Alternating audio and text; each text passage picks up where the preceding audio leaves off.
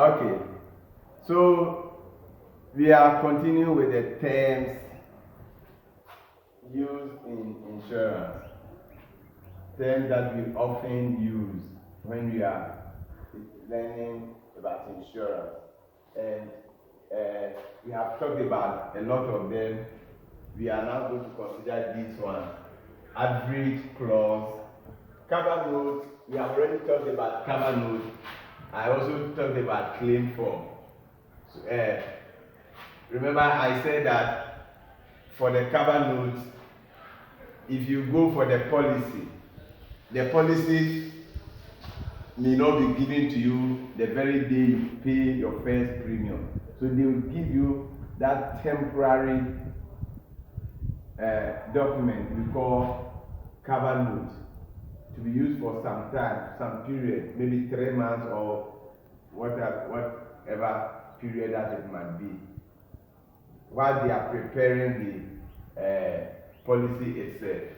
So that you'll be giving the cover note, so that if any policeman meets you, you can show the cover note to the policeman, and he knows that you have actually gone for your policy. When they give you the policy itself, then the cover note doesn't work again.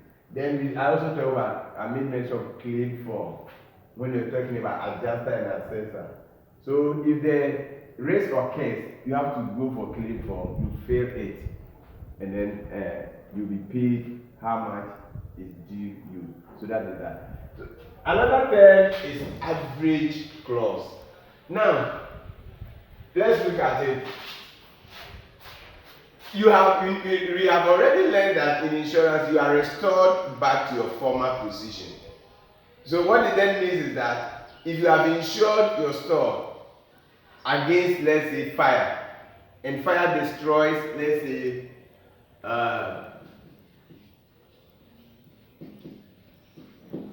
20,000 cedis or Ghana cedis worth of goods. What it means is that we will be expecting the insurance company to pay us the 20,000 cedis. But that is not what happens all the time. There are certain times the insured might have under-insured the store in this case. For example, the value of the store was, let's say, 100,000 Ghana cedis. That was the value of the store. But the person might have insured the store for only 50,000 Ghana. So whenever the person went, he insured the store for 50,000 Ghana cedis. This might have been that when the person probably started the business, the value of the store was 50,000. But remember, he makes profit, he reinvests, the store has expanded. Now the value is 50,000, 100,000 Ghana cedis. But he's still paying premium for 50,000 Ghana cedis. So he or she is paying premium of, let's say, 100 Ghana cedis monthly, or 500 Ghana cedis a year, whatever it might be. They have calculated for you and you are paid. So when the risk occurs, then they will use the average clause. They will use so your compensation will be determined or calculated on the basis of an average calculation. And this is what they are going to do. They will look at what you insured. So you insured your store for 50,000 Ghana cedis. Then divided by what should have been insured. So you should have insured 100,000 Ghana cedis. I'm using these two examples. So what you insured was 50,000 Ghana cedis. What you should have insured was 100,000 Ghana cedis. Then you will now multiply by the loss. Let's assume your store, which is now valued at 100,000 cedis. You lost half of it. So you have lost 50,000 Ghana cedis. So what you insured over what you should have insured, multiplied by what you have actually lost. And if you have insured it for 100,000 Ghana cedis straight away, and you paid your premium, you should have been paid 50,000. But because you did not do that, you have under-insured. What is going to happen is that when they do this calculation, let's look at it. 1, 2, 3, 4, 5. 1, 2, 3, 4. So 1 should be left. So here will be this is 10,000. No, it's 100,000 rather. It's not 10,000. 100,000. This is 50,000. So here will be 2. This one 25,000. So what will be paid will be 25,000 Ghana cedis instead of the 50,000 Ghana cedis. You'll be paid 25,000 Ghana cedis. Why? You pay less premium. If you had insured it for 100,000, you would have paid, let's say, 100 Ghana cedis every month. But because you insured it for 50,000, you were paying premium of, let's say, 50 cedis every month. So you use the premium that you did not pay to offset it. So because you paid less premium, they think that the money accumulated cannot be added added to this. So that is why they pay less. Let me use another example. Let's say the store, as you have here, 50,000 Ghana cedis, 50,000 Ghana cedis, 100,000 Ghana cedis. What you insure was 50,000. What you should have insured is 100,000. Let's say I'm not going to use 50,000.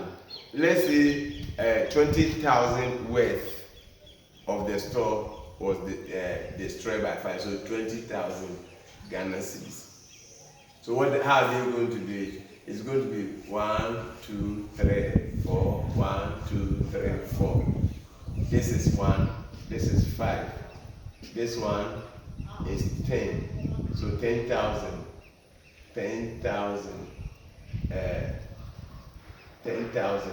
So instead of paying you the 20,000, now what you are going to get, they are going to pay you now is 10,000 Ghana cedis. This is as a result of the fact that you underinsured your store. So that is for the average clause. Kabaluka, I've talked about that. This one, jettison and barratry. Very simple concept. You remember? Look at this one. It starts with what? J. Remember Jonah. That I just want you to know something, Jonah, so that you don't forget this one. Because at times you may write this for this or that for that. But if you remember that Jonah one day was on board of a ship and something happened, and what they did was that they began throwing some of the articles in the ship into the sea in order to lighten it. There was emergency. The ship was trying to sink and all those kind of. So the first thing they thought they could do was to throw some of the articles, the items, into the sea. So that is what you call jettison. That's what you call jettison. So in jettison, what happens is that in times of emergency, they throw some articles in the ship into the sea in order to lighten the ship so that it can float on the water body. That is what you call jettison. That's what you call jettison. The barratry is a wrongful act by either the crew or the master of the ship against the owner. It can be, for example, if they decide to set the ship ablaze, that means they set it on fire. This is a wrongful act by either the master or the crew. Then that will be the barratry. So this is a wrongful act that is perpetrated by either the master or the crew against the owner of the ship.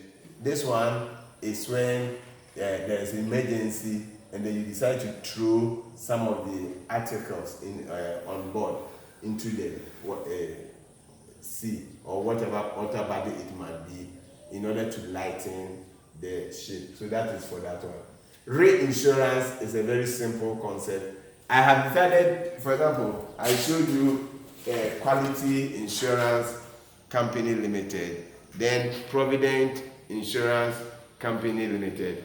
Let's say I have gone to, or somebody has gone to Quality Insurance Company Limited to insure a particular property, but they realize that no, this particular one, the amount involved is so big that if the risk occurs, we alone cannot bear it. So what they will do is that Quality Insurance will also go and insure part of the property that the insured had insured with them with another insurance company, which we call like Provident. So that in the event of the occurrence of the risk, the two of them will share. But you know Quality, that's where you insure, so you don't know this one. So when the risk occurs and then you will go to this particular company, the Quality Insurance Company, then the onus is on them to also go to Provident Insurance Company. Whatever portion of it they also insured, then they will receive the claim and then pay you. So that is what we call real insurance. The next, another term you come across is assurance. Star Assurance Company. Why did they say Star Insurance? For assurance, you know, there are some risks. The difference between insurance and assurance is that, you see, there are some risks.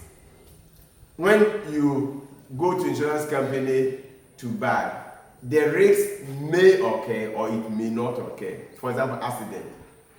Such ones, we call them insurance. For the insurance policies, the risk may occur or they may not occur. The accident may occur or it may not occur throughout the lifetime of the vehicle. But there are some risks, whatever it is, they must occur. They must occur. They will certainly occur. Those are those ones we use assurance. So that's why usually life goes with assurance, life assurance. Death will certainly occur. Methuselah, if he had gone for insurance policy, he would have still died after almost 1,000 years. He would have still died. So for death, it is assurance. So if it is related to death, then you call it assurance policy. If it is related to a particular fixed time, that will certainly occur. For example, if I go for an insurance policy and it is for 3 years, the 3 years, and then after 3 years, I will go for the claim. The 3 years will certainly come, so it becomes assurance policy. So for the insurance, the risk may or may not occur. For assurance, the risk is certain to happen. It doesn't matter how long it will take, it will come. Some of them, if it is a whole life policy and till you pay the money till you die, then your beneficiaries will have to go for that one. So that is for assurance. Assurance is for risks that must occur. Insurance is for risks that may or may not occur. Another term for you now, there are other terms that you come across, but for us, the last one is sum assured. Sum assured. Now, if you go to an insurance company